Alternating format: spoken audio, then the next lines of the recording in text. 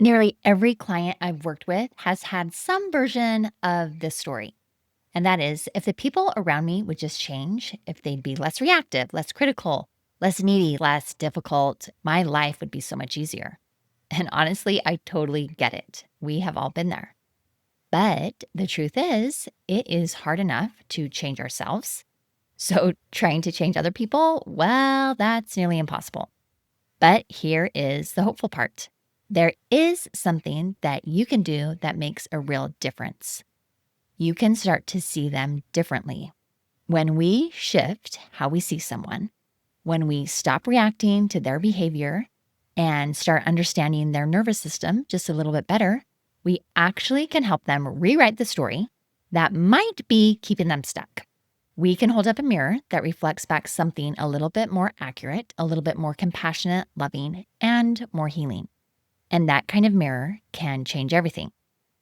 So, if you are ready to learn about how to change the way you see people and how that alone can spark a real change in your relationship, this episode is for you.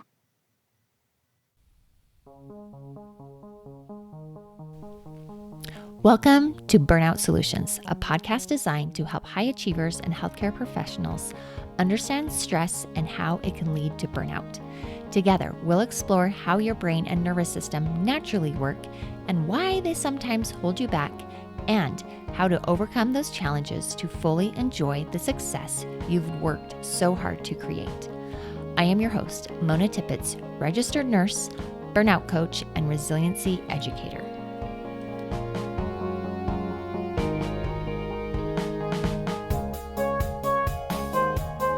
Hello, and welcome back to the podcast. I have just had a great summer. We've been doing a lot of traveling and family reunions and just some of my immediate family time. And we even went on a trip to Costa Rica, me and my girls, and we had a great time. And I'm actually going to share a few examples from Costa Rica today. But as awesome as summer is, I often find myself struggling a little bit with the change of routine. I take more breaks with my coaching and I have less one-on-one clients. And I sometimes have a hard time with my kids all being home and me trying not to slip into old patterns of micromanaging them and making sure that they're being productive and having fun and staying busy and cleaning the house and weeding the garden, all those things. And I just have found myself being a little bit more dysregulated. And there's been somebody in my inner circle that's been getting on my nerves and bothering me. And I was telling my husband, I'm so dysregulated. I don't know what to do.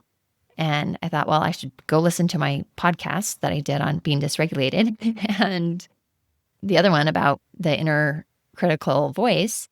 And anyway, I have just been praying hard to get answers. And today, as I was thinking about what I was going to talk about with this podcast, I was pondering what the topic should be, because the topic that I chose a few days ago just wasn't flowing. And believe it or not, I pray about what I should talk about on this podcast. And anyway, as I was looking through the topics that I have made a list that I want to talk about, I came across some notes from a long time ago that caught my attention. And as I looked through them and did more research on this topic, it answered both of the prayers for me of how to maybe help with this person that's been a little bit dysregulating, or more, my thoughts about this person has caused me to be dysregulated, and also has helped with a podcast topic. So God answered both prayers, and he is just so good that way. So today, with that super long intro, today we're talking about something that I think is just so beautiful, and it can be a little bit daunting in, a good way. And this is the idea that how we see people changes people, and it can also change us too. And like I said, this is notes that I got from a long time ago when I first started learning about the nervous system. And this was one of my first big, huge aha moments about behavior and your behavior with the nervous system. And some of this comes from Robin Goebel, and she's a teacher that I deeply respect, who talks about relational neuroscience with compassion and connection. And once you really understand what this is and what it means, and don't worry, I'll tell you, it can change everything. It can change how you parent. It can change how you show up as a healthcare worker, as a teacher, as anybody who interacts with other humans. It can change how you lead, and it can change how you handle hard relationships, and it can even change how you see yourself. So let's just go ahead and dive in. Sometimes I often get frustrated by behavior. Our kids being difficult, our patients being needy and high maintenance, our coworkers that are reactive, our partners that shut down, or even I lose patience with myself for not acting the way that I think that I should. But if we can pause and ask, okay, what is underneath this behavior? What is this person's nervous system trying to say? And I have shared this in other podcasts, but the nervous system really is behind all behavior. And all of our behavior is adaptive, meaning that what we do, especially when it's hard or confusing, isn't because we're broken or we're bad or we're confused, but it's because we've learned to survive in the best way that we could, especially as children. If you were taught either implicitly or explicitly that your emotions were too much or your needs were inconvenient, you may have learned that you are too much, that you are difficult. And that belief starts to shape how you see yourself and how others see you too. And most of us don't realize it, but we are constantly holding up a mirror to the people around us. We reflect back to people who we believe they are through our tone, through our body language, through our facial expressions, through our assumptions, through our patience or lack of patience, and our expectations. And people, especially kids, especially people in vulnerable states, like our patients or a struggling student, or anyone who's experienced trauma, because, side note, trauma has a huge impact on how people see themselves, because more often than not, trauma comes from people that we're close to, who we feel like should be loving us and taking care of us. And somehow there's a disconnect and they traumatize us. But anyway, all of these people in these situations absorb the reflection that others give them very deeply. So, when we see someone as a problem to fix, or as someone who's dramatic, lazy, manipulative, especially when they're dysregulated or struggling, when we reflect back, you are so difficult, you're annoying, you're lazy, you're bad. Those people internalize that message, right? So over time, it becomes part of the story that they tell themselves. They develop a critical inner voice, like I talked about last week, and that reflection can actually reinforce the behavior that we were hoping would change. So we can reflect back that message that they're already thinking in their mind. And that just reinforces it over and over and over again and becomes a loop. I'm a difficult person. They think I'm a difficult person, which makes me act more difficult. It also can go the other way. I don't want to make this all negative, but when we also see someone as being resilient, as being capable, as somebody who's trying their best, as somebody who is doing their best, we invite those parts of them to come forward. We reinforce their abilities. We reinforce those positive thoughts. So it can go both ways. And guess what? It can also be true for how we see ourselves. We can reinforce that inner critic, or we can reinforce that cheerleader. Listen to last week's episode for more on that. But here is the truth. All of our behavior is a reflection of our internal experience.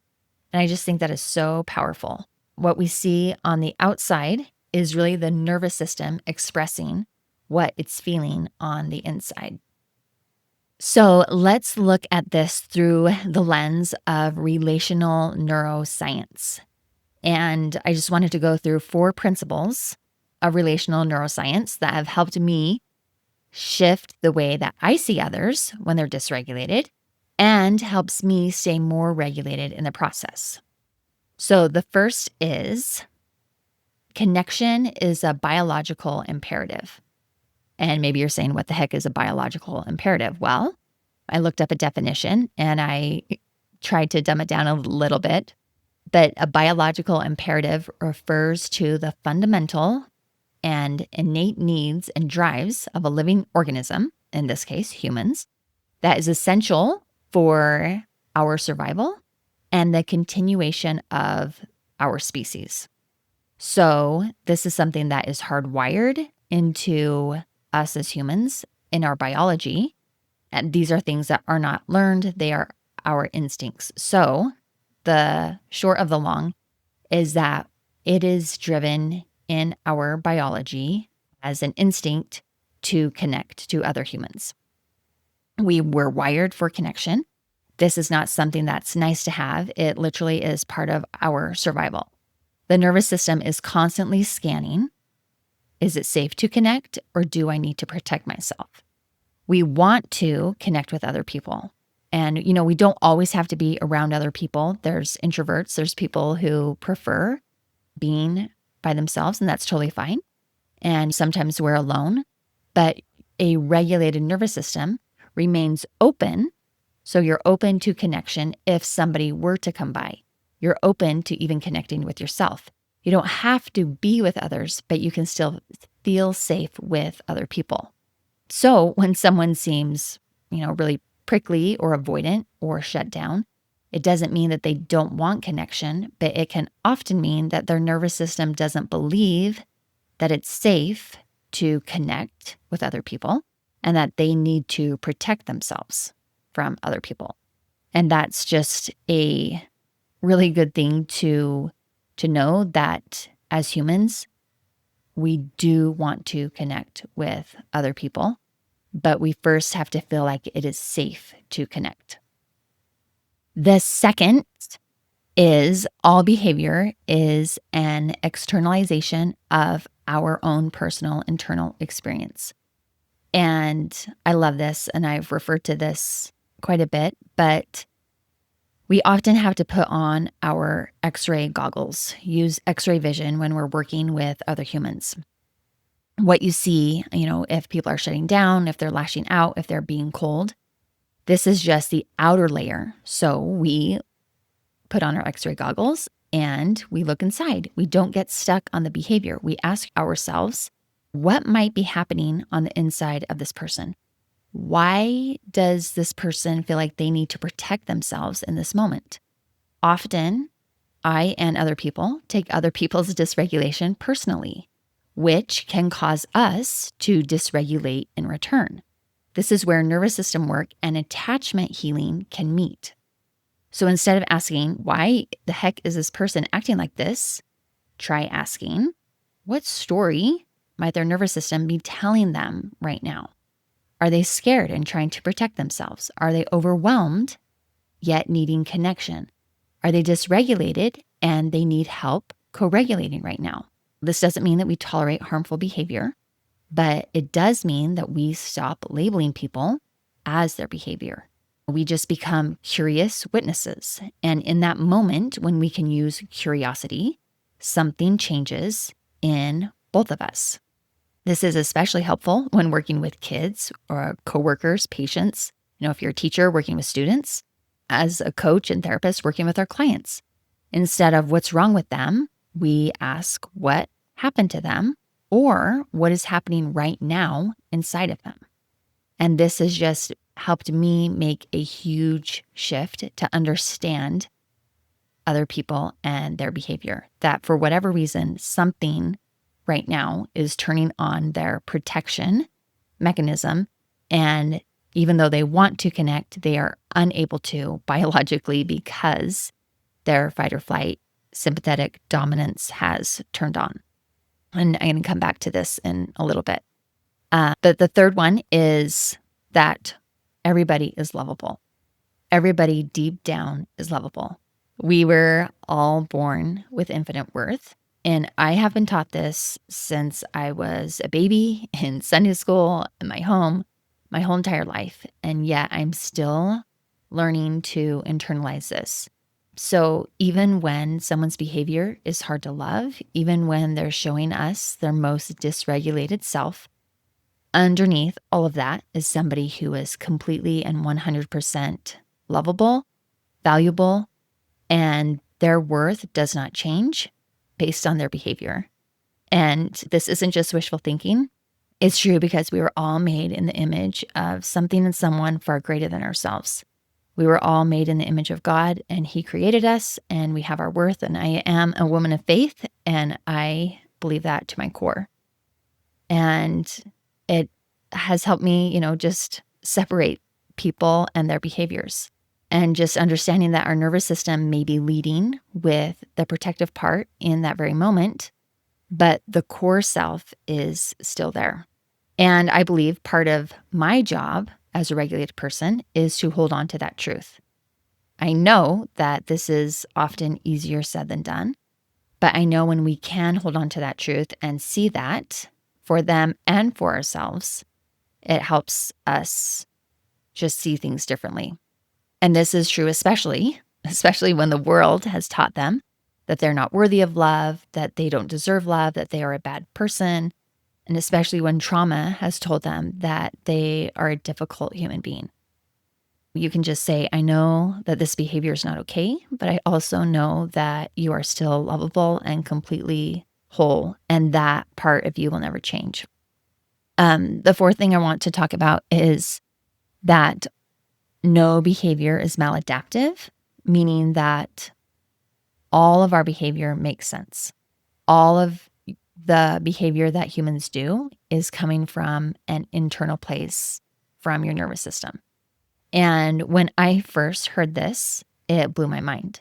And when I understood that physiologically, everybody is acting the very best that they can in any moment because of how their nervous system is calculating all of the stimulus that they're getting at once, it really did just clarify so many things for me.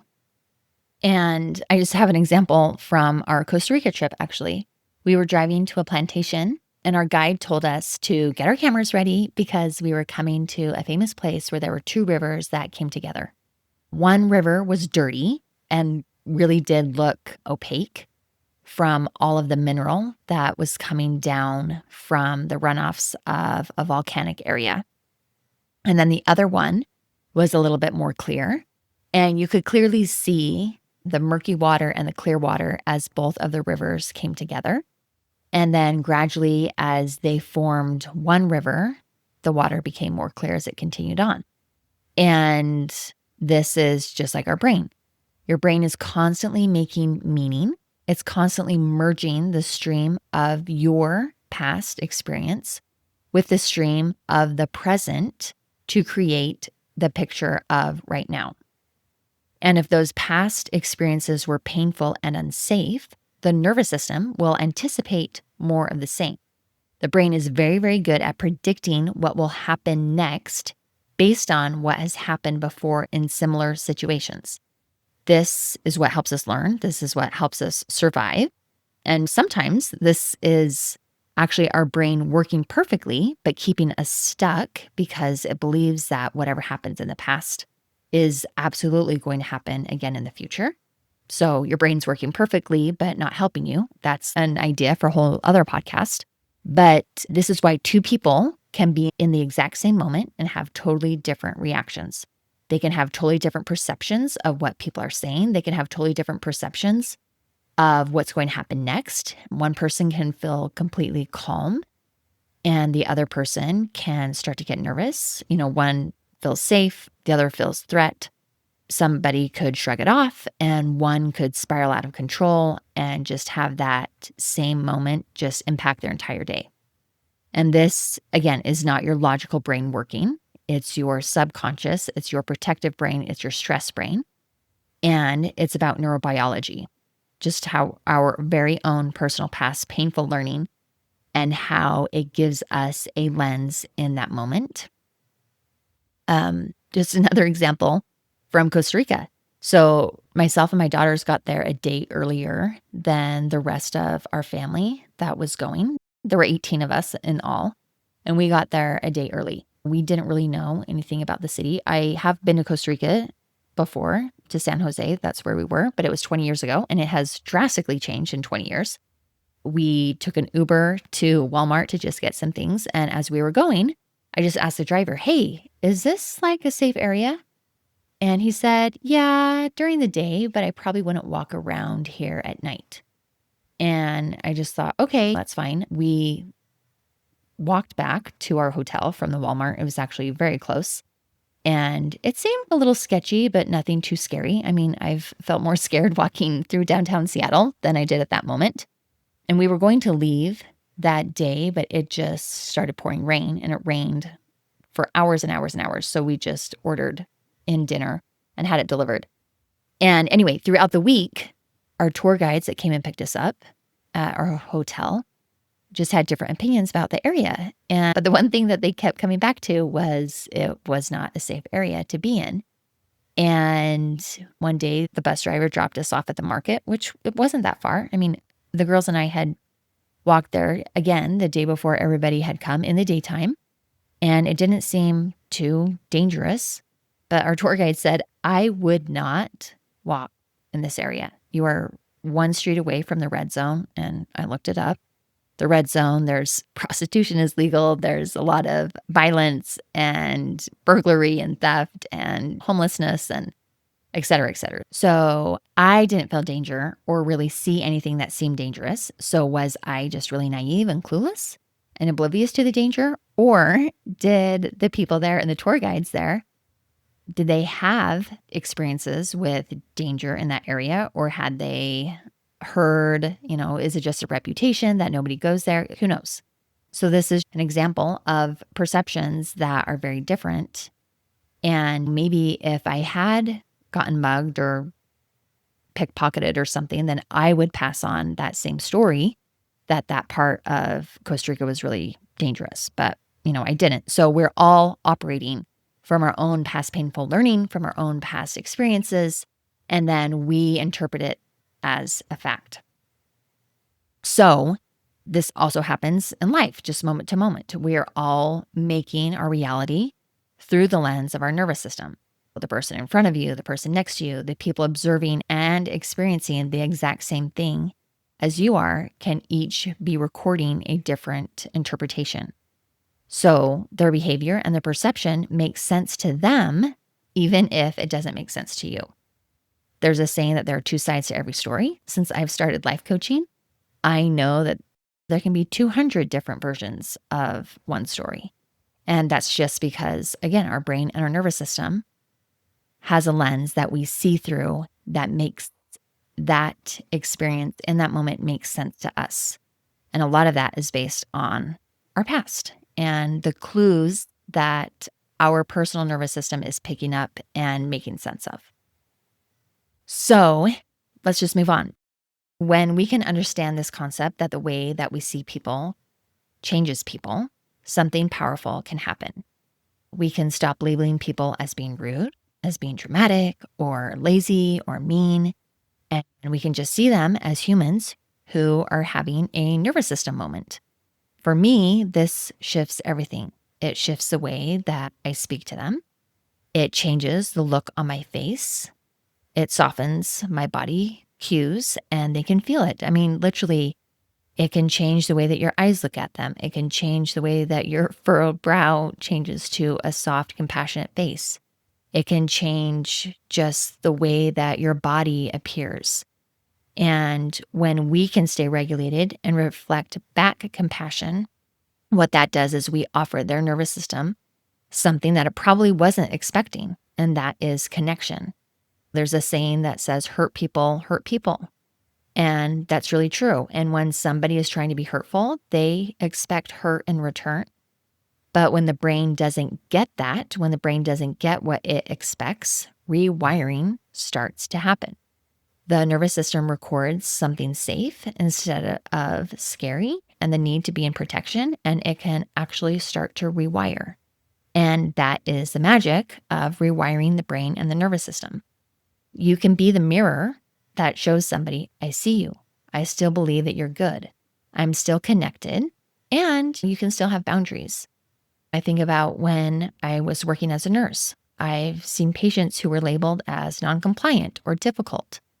When I was able to slow down and ask about their story or even internalize the story that I had heard and report, when I knew what support they had, when I knew what trauma they had carried, when I could understand more about what brought them to the hospital, their home situation, their support system, everything changed my perception of them. These patients weren't being difficult or non-compliant or high maintenance. This was just part of their nervous system trying to survive and trying to protect itself the best that it knew how. As a mom, this happens to me quite often, just in moments with my children, especially now that I'm stuck in the thick of tweens and teen years. When their behavior seems explosive and disrespectful and rude, my old instincts and patterns tell me to clamp down, to get control, to start dishing out the punishments, to tell them there's no way that you can talk to me that way. It's not okay. And those are my old patterns. But when I remember that their behavior is telling me something about their inner world, I have the opportunity to slow down. I can reflect calm and not control. And I can reflect back that they are lovable and that their behavior is telling me something about what they're feeling inside. And that's what helps them come back to connection and regulation. And me too. Even in the workplace, even in our neighborhoods, wherever we are with humans, when we can hold space for our coworkers' stress responses with compassion, out loud or even silently, it can be enough just to shift the tone of a room, of a conversation. I did want to say that we can have boundaries and we need to have boundaries with compassion. And I want to be clear that when we're compassionate, it doesn't mean that we tolerate harmful or hurtful behavior. You can say, I know your true self isn't this behavior. And also, this behavior just really isn't working in this relationship. And this behavior is not okay. Keeping our boundaries is how we stay in connection with ourselves while also staying open to others. So whether it's your child or your coworker or a stranger, the balance of connection and the boundary is essential. We can stay connected and still say no. We can hold space and still walk away. And both can be true at the same time. Okay, so winding down, how do we practice this in everyday life? I really do think this is a practical concept. I try and use this at the grocery store when I'm checking out. I like to look the clerk in the eye. I like to have a brief conversation with them. It seems like nowadays everybody's just walking around with their earbuds and looking down at the ground. So I like to smile. I like to look people in the eye. I like to give them the dignity of being seen as a human. It's just moment to moment of human connection, the nod, the smile, the warm hello. And again, nervous system connection happens in moments. So just doing this can shift somebody's entire nervous system and help them rewire and feel that the world is a safer place. And I'm sure it's hard to see the impact in that moment, but you've planted a seed and you've held up a new mirror to them. And that reflection might be the first compassionate one that they've seen all day or they've seen in a long time. And I think if we all did this, it would help make the world a better place because we would be loving and compassionate and understand each other. And I really do believe that we do all want to understand each other and love each other and have that perception that everybody is doing their best. Dr. Becky says, give the most generous interpretation of other people that you can. And this is probably the best way that I have been able to do this. Let's bring it into healthcare working and burnout. How you show up matters. Burnout can come so quickly when we let other people's behavior affect us personally. And also when we mirror back a toxic workplace Or, we have to take a mental health day after a day of hard patience, after a day of taking things personal. It really does wear us down, and it really does wear our nervous system down and put us into a state of dysregulation. And I know that these are real things, and I know that it's hard taking care of other people. And I'm not overlooking this at all. But for me and for my clients, when we can separate people and their behavior and see what it really is, that it's dysregulation and it's a nervous system not feeling safe, this helps make a difference. So, just final thoughts. Ask yourself, how do you see people?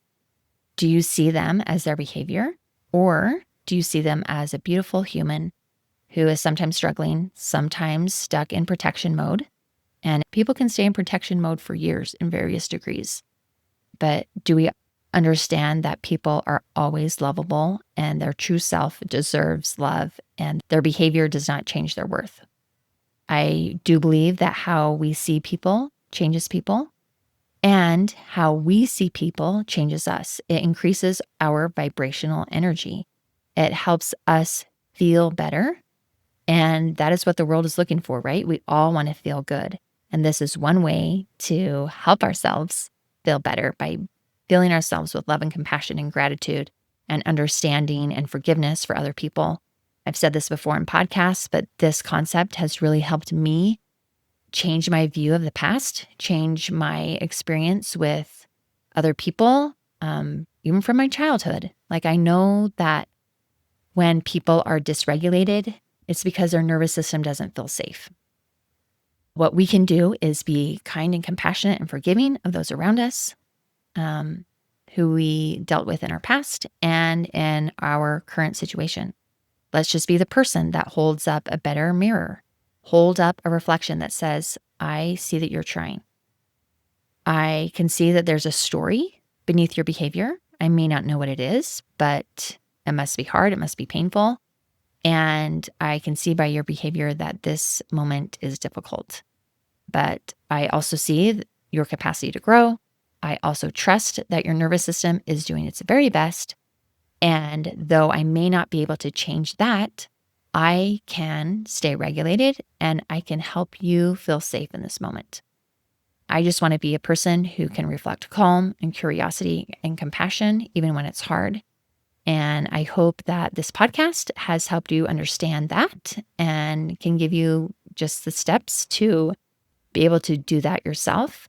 Because when we do, we invite healing, we invite regulation, we invite change, and we can change the world one moment at a time. And I really do believe that's true. So thank you for joining me today. Thank you for listening. Just remember that you are seen and that you matter. And I will see you next time. Okay, wait, are you still listening? I am so grateful. I know that your time is valuable. I know that there are thousands of podcasts or books or radio or whatever that you could be listening to right now. And I am so grateful that you spent some time with me today. If you feel so inclined, I would love a review. If you feel so inclined, I would love for you to share it with those around you. And I just appreciate you taking time to spend with me and know that it matters. So take care.